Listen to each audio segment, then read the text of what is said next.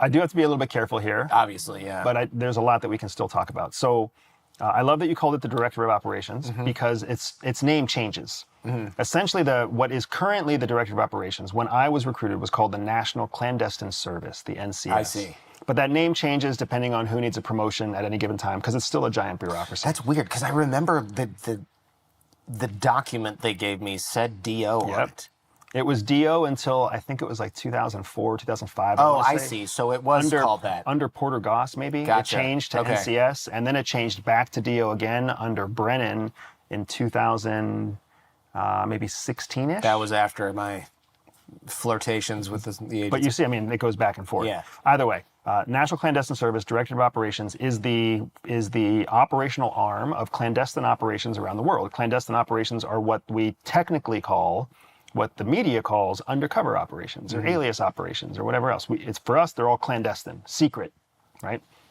When you go through training for that operational cadre, you're taken to a location that's physically segregated from the rest of society. And they do that to control your entire experience during the training agenda. They essentially simulate what it's like to deploy to a foreign country.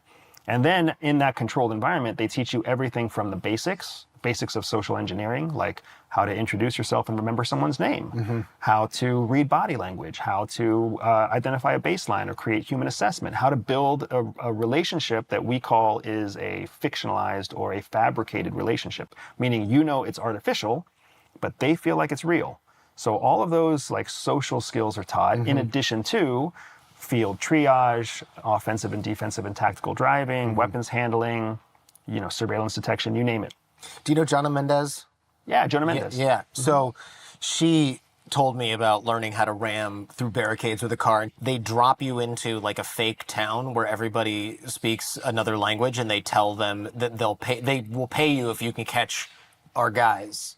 And she told me how they have to like sneak through this whole thing, and people are out there looking because they get paid if they find you. So, she's dated, obviously. What she went through was a different time period than what I went through. Sure, this is Cold War. Like, this is probably in the 60s or 70s. Right. But it's not that dissimilar now. The main thing that we do now is, since 9/11, they find as many ways. The Congress has made it very, very important for CIA and FBI and DIA and et cetera, to all work together. So even in our training at the farm and even in our initial training months, they force us to work together. So instead of being dropped into a foreign country or dropped into a place where strangers are trying to catch you, they'll drop us into a place where FBI trainees are trying to catch us. I see. So now you got trained FBI surveillance teams who are trying to surveil trained.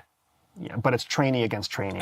Israel does this too. Yeah, the Shin Bet does it with Mossad. Yeah, there's a really good book I think called The Way of Deception or something like that, and they talk about the police, not the regular police, but some sort of like domestic police in Israel, and then Shin Bet and then Mossad are all out trying to find each other, and there's like this little sort of whiteboard tally going on, and it's like it seems good-ish natured, but it's serious business because if they get caught anywhere around Israel, they get shot for it, or if they're lucky.